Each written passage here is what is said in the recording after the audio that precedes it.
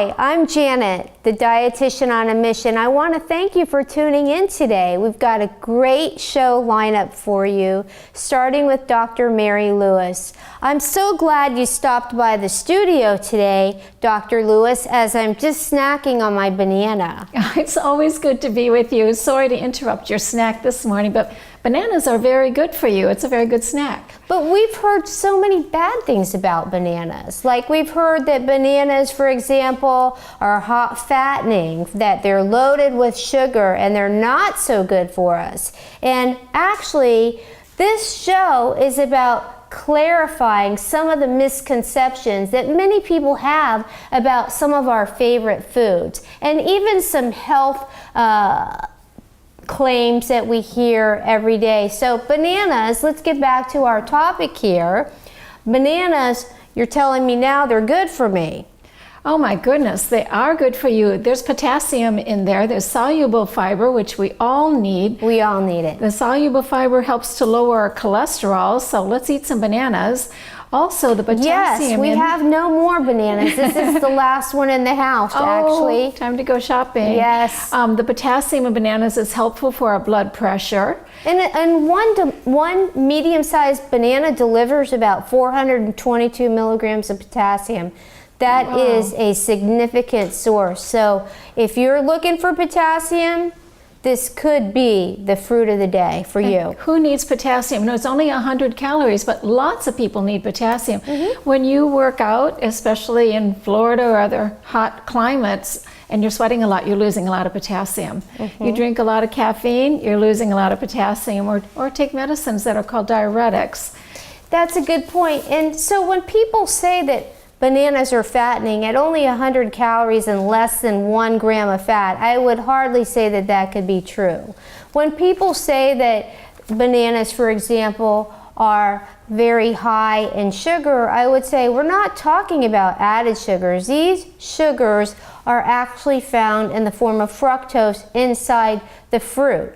And so while, you know, if you have diabetes, the fact that you're worried about your carbohydrate content, for example, remember there's fiber in there. It has about 20% of your daily value for vitamin C and B6. It's a great snack, and you could even couple it with something else, with a protein-rich food if you wanted, like a Greek yogurt. What a great bang for your buck, getting all those key nutrients for 100 calories. So whoever said that bananas are fattening and they're high in sugar, I'm gonna just say that this is one fruit you do not want to exclude from your diet. Okay? After a workout, you need that B6, and there's tryptophan in there that helps you relax. So there's a lot of good things in bananas. We just have to stop, but there, you could go on and on. That's why we have no more bananas That's in the right. house, because they're all gone, because we ate them all. Okay, so that's a little thing about bananas. And then we've heard that, and I might be jumping around a bit because I want to get all of these in. I want to ask her, because she, as well as I do, come across people all the time. You hear them talking about things, and you know when you're standing in line at the grocery store that you want to set them straight, but you just don't have the courage to do so. You just let them stay in their misbelief. So I'll bring it on the show and we'll talk about it, and we're hoping that they're watching the show today, so that way they'll have the right information. What about carrots? Are carrots really good for the eyes, or is that just a fallacy? Well, there's so much about carrots lately too, and there's so much more that we know about eye care. We do know that if you are low in vitamin A, carrots can help your vision. It's possible. Isn't it true that a vitamin A deficiency leads to night blindness? It could lead to partially. You've got to have a little bit of an eye problem first, but yeah, complete loss of vitamin A, which would be very, very unusual, especially in the United States. It's You'd very rare, right? So, yeah. And especially since so many foods have so much vitamin A, and especially carrots, which contain provitamin A or beta carotene. One serving of carrots actually fulfills your entire daily value of vitamin A. In fact, a serving of carrots, and I'm talking about a half a cup here, has 203%. Right. Can you imagine? So it's very abundant in the vitamin A content in fruits and vegetables, you're probably never going to have a deficiency. In fact, we are more prone to have overdoses of vitamin A, and that can be a problem. There was a lot of research in the past 20 years or so that vitamin A overdoses can lead to lung cancer. Okay. Now they're finding out with further research that it can if you're a smoker. Oh, wow. If you're not a smoker, eat the vitamin A. Perfect. Okay, But if good. you are a smoker, there is a risk of increased Overdoing it on vitamin A. of lung cancer. And the thing is when you look at your daily value, how much do you need? The Food and Drug Administration recommendation for daily value is about 5,000 international units. And again, you're getting 205% or 3% in one serving of carrots. So would you need to supplement with something like a fat-soluble vitamin like vitamin A? I would say not. Look for those bright orange containing foods and you won't have a problem. So carrots are good for you, not just for your vision, but for your overall health. They're power-packed with certainly the provitamin A and fiber. Fiber, Great and not fiber. to mention a serving of carrots only has about 25 calories. Right. And they're, again, you know, you hear, oh, you should never include carrots in your diet. They're loaded with sugar. Really, they're not, okay? You're not adding, you can't even equate the amount of natural containing carbohydrates in the root vegetable, the carrot, like that of a candy bar. It's not even one and the same. So eat your vegetables and start with carrots first. All right, so we got through that. What are your recommendations? We've heard, you know, that we need to drink 8 glasses of water a day. Let's talk about that because that's not entirely true. Some people need more than that, and some who are sedentary may not need that much, but water is great. Water is great for so many things. If you're dieting, drink some water before you eat. It fills you up a little bit. The general recommendation is 1/2 ounce to 1 ounce for every pound that you weigh. Mm-hmm. So if you weigh 150 pounds, then you need the 8 ounces, maybe. Okay. But if you're in a hot climate, you work outside or you work out, you run or something outside, you're gonna need more water than that. It's a balance though. Water is so good for your metabolism. Is it possible that people can ingest too much water? And that's dangerous. People can ingest too much water. People can drink too much, and it's hard to know. The right amount of water is the amount where you don't feel thirsty, you're still moist in your mouth, and your urine has that light yellow straw color. Dark orange, you're not drinking enough.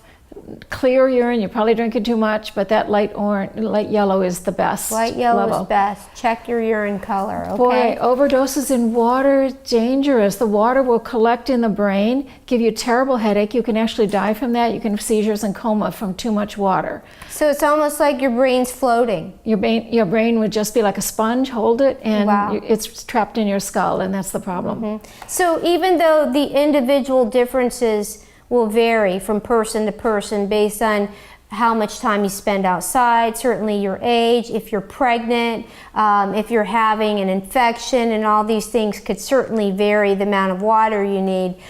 Remember what Dr. Mary Lewis said, you know, about 1.5 to 1 ounce per pound of body weight is a good way to remember it. Okay, so that's good. Thanks for clarifying that.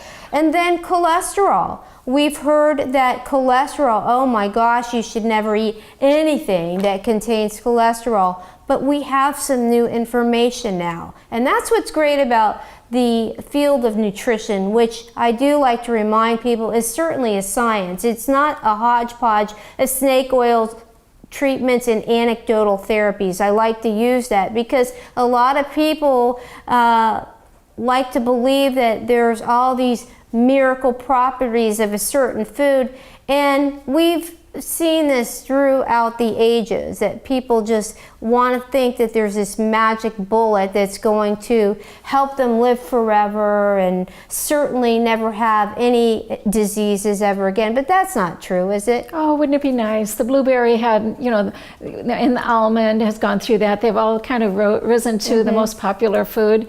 And the poor egg has been so maligned. Right, the poor egg that's been suffered through this cholesterol treatment. You know, the dietary guidelines have changed. From 2010 to 2015, it recommended that you sort of limit your sources of dietary cholesterol. We know that cholesterol comes from two places, not just dietary sources, but where else do you find cholesterol? We are making our own cholesterol. Almost every cell in our body has cholesterol in it. Okay. We need cholesterol to make certain hormones and enzymes in our body to make our body work. We need some cholesterol. So our liver will also produce some cholesterol. But the real culprit isn't dietary fats, cholesterol-containing foods. We know that cholesterol-containing foods, whether it is an egg or whether it's meat or any animal product, for example, that they contain saturated fats. Those types of fats are the ones that can actually cause your liver to produce more cholesterol than you need. And that's what is the culprit for atherosclerosis, correct? Right, a big part of it. And then there's another whole string of research about inflammation.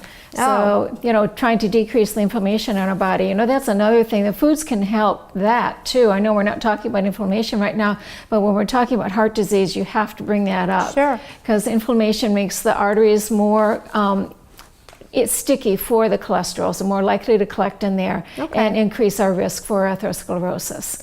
When I was a little girl, I'm switching gears now, I want to find out a couple of my own curiosity. When I would go outside, it was a cold day outside, my mom would say, "Get in here, you're going to catch a cold," because you're outside. Does that have any validity to it Right. whatsoever? If you're in the rain, you're going to catch a cold, and sometimes somebody does, and they say, "I caught a cold because I was in the rain the other day."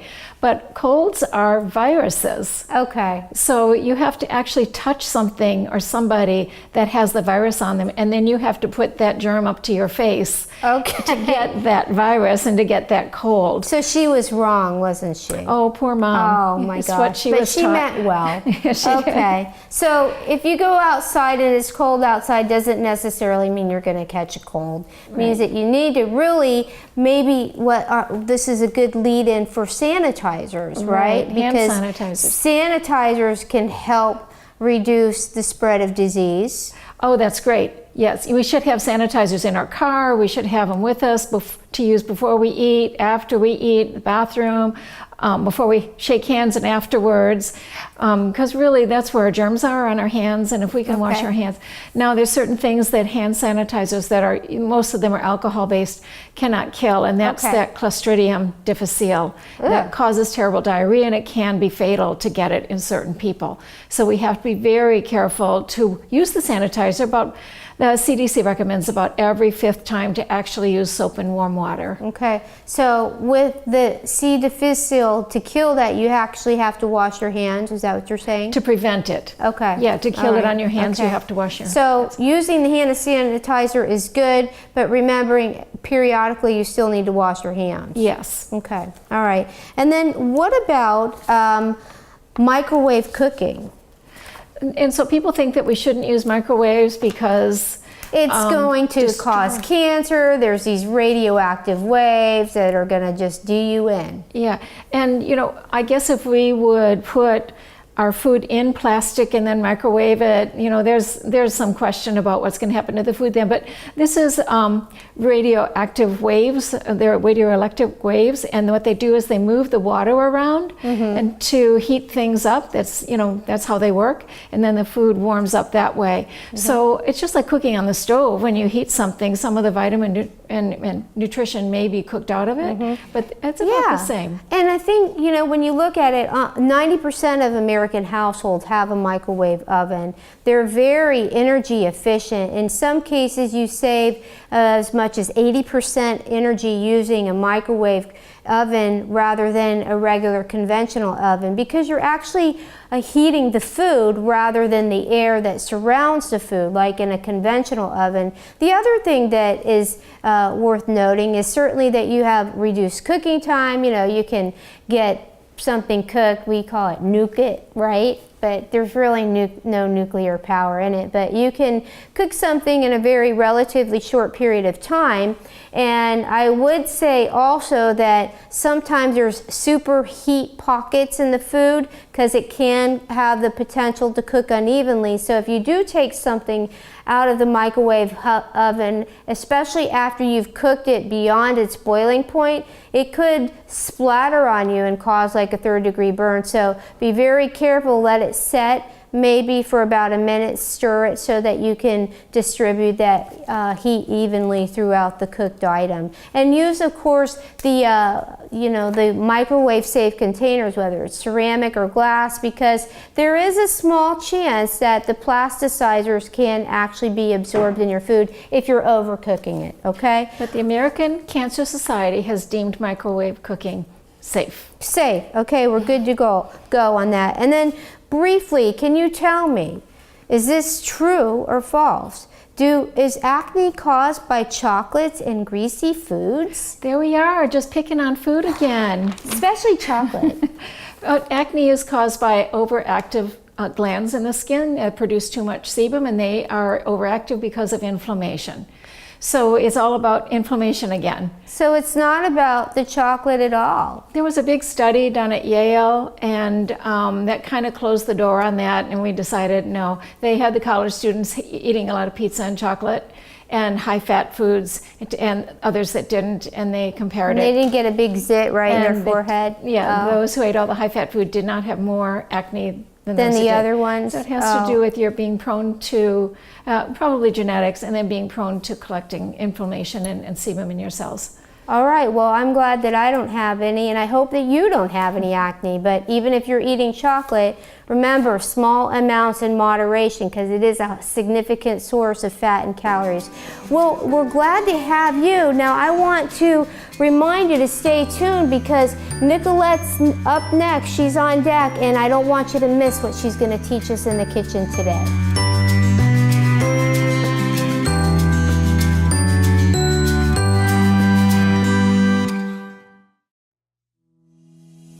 Welcome back to the Dietitian on a Mission. I'm Janet, I'm the registered dietitian, and today I'm going to learn a little bit more about one of my very favorite spices, because Chef Nicolette is with us and she's going to help us learn about the versatility of this very important spice. Tell us, Nicolette, why you like ginger so much. Oh, I have a variety of reasons, and I can explain them all. I love ginger because it has such a unique flavor, and it has versatility in different dishes. Okay. And it has actually it has the anti-inflammatory that you've spoken of before. Yes, anti-inflammatories that are very helpful for people that have inflammatory diseases like multiple sclerosis.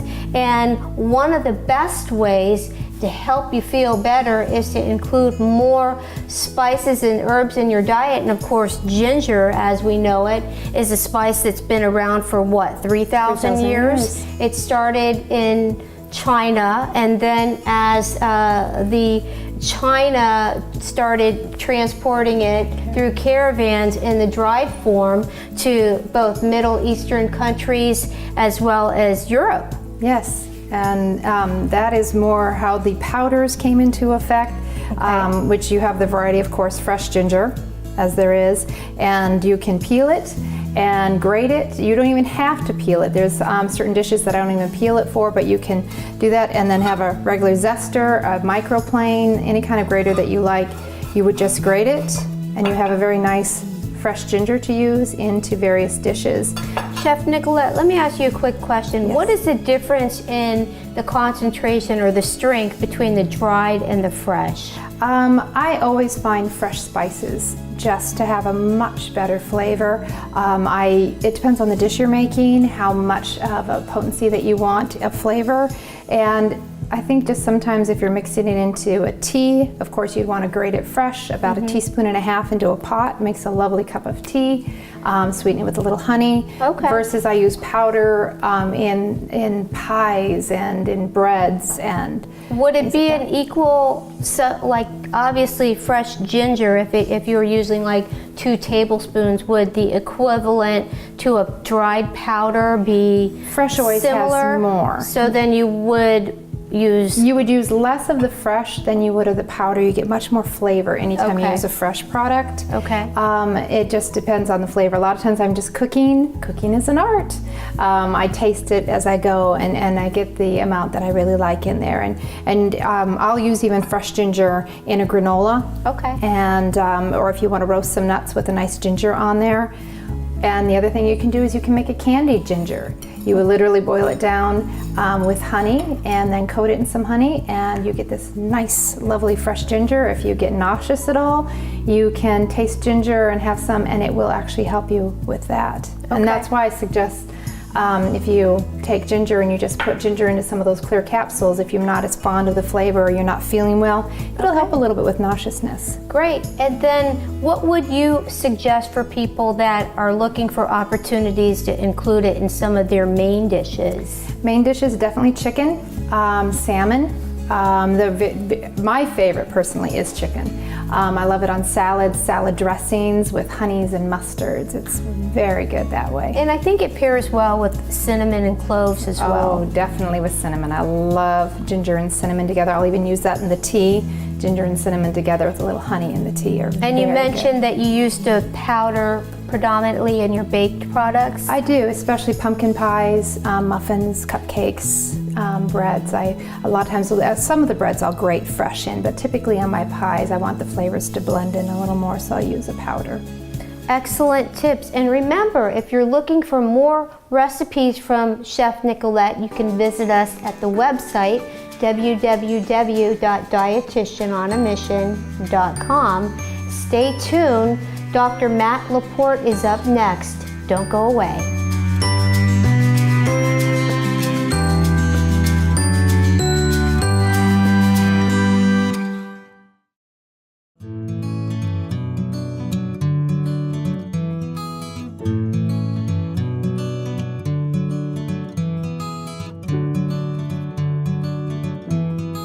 Welcome back. We're here with Matt. He's going to demonstrate some chair exercises for people that just can't find time to exercise. Thanks for being with us, Matt. Thank you, Janet. So that's a common excuse from people about exercise. They say, I just don't have time. And I totally understand that. My wife and I have 2 little kids at home, so I know kind of finding that time to exercise can be a challenge. But what we're gonna do today is I'm gonna show you with using just a chair. You can do this in your own home, so you don't have to hop in your car, drive 20 minutes to a fancy gym. Your body doesn't know if you're working out at home or at a fancy gym. So we need just a chair, and you can do it anywhere that's comfortable in your home. The first exercise we're going to do is for the chest. Now each exercise we go through, I'm going to show you just a few reps for demonstration purposes, but at home what I want you to do is set a timer for 30 seconds, and you're going to do as many reps of each exercise in that 30-second window as you can. So after maybe 15 seconds, if you need to stop and rest, you can get that break and then continue on with that exercise. When it hits 30 seconds, you're gonna switch to the next exercise, okay? So the first one we're gonna do is for the chest. It's a standard push-up. Both hands are on the chair. We're gonna walk our feet back, and we're gonna lower our body down to the chair and back up. Perfect. Now, if we were to move closer to the chair, it's more easy. If we step further away, it's more difficult. First exercise was for the chest, again, timing yourself for 30 seconds. Then we're gonna turn around, we're gonna do an exercise for the tricep muscle, which is in the back of the arm. We're gonna put both hands on the chair, and we're gonna walk our feet straight out. We're gonna keep our elbows in nice and tight. We don't wanna let them flare out to the side. So nice and tight, we're gonna drop our body down and push up through the arms. Again, we're kind of watching that 30-second clock. If we have to rest, you can. Give yourself a break if you're getting short of breath, and then you can continue on, and then when it hits the 30 seconds, move on to the next exercise. The next one we're gonna do, we're gonna take the chair, we're gonna put it in front. We're gonna stand behind the chair, and we're gonna do a squat. So our feet are shoulder width apart, our toes are pointed forward. We're using the chair just for some balance and support. If you don't need the chair for support, that's fine, but it's there if you need it. I don't want you to use your arms to do the exercise. It is just for balance. So we're gonna drop down into a squat position and come back up, using the chair just for balance.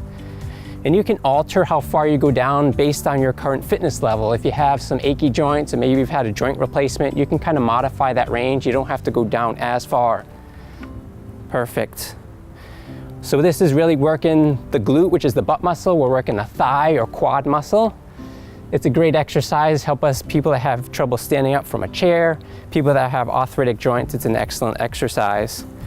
The next one we're gonna do, again, using the chair for support, we're gonna do a side lunge, similar to a squat, because we're working that thigh or quad muscle. We're gonna step out to the side, drop down, and step back. So we're getting a good workout on that leg, but we're also getting a good stretch on the other leg. Perfect. And then we would switch and do the other side. We're doing 30 seconds on each. Perfect. Next one we're gonna do is for the core or the abdominal area. So what we're gonna do is we're gonna put our hands on the chair. We're gonna walk our feet out, so now we're being supported by our arms. We're gonna bring one leg up, keeping it off the ground the whole time. You're actually gonna work not only your abdominal muscles, but you also feel a good workout in your arms, just being able to support your weight. Again, if that's too difficult, you can come back closer to the chair. You can even sit on the chair if you're just starting out with your fitness routine and just doing without having to support your body weight. You'll still get the benefit. And then as you progress, as your fitness level increases, you can walk out, use those arms to support yourself, to really start to challenge yourself. Another alternative is you can rest in between with that foot on the ground. Perfect, we'll alternate. Good. I use the chair. Your body doesn't know if you're in some fancy gym lifting fancy equipment. It doesn't know. So it doesn't take a whole lot of time or a lot of fancy equipment to get that full body workout in. Again, determine your fitness level, set the timer for 30 seconds, give yourself a rest break in between the 30 seconds if you need to, until you reach a higher fitness level, and take a break when you need to. Back to you, Janet. Make sure that if you're looking for more information, to visit our website at www.dietitianonamission.com. Dr. Matthew Laporte will have a corner developed to helping patients live better every day. And I want to thank you for tuning in today. I hope that the information and the guests that we provided to you was beneficial, that you learned something new, useful and helpful for you, and we look forward to seeing you next time.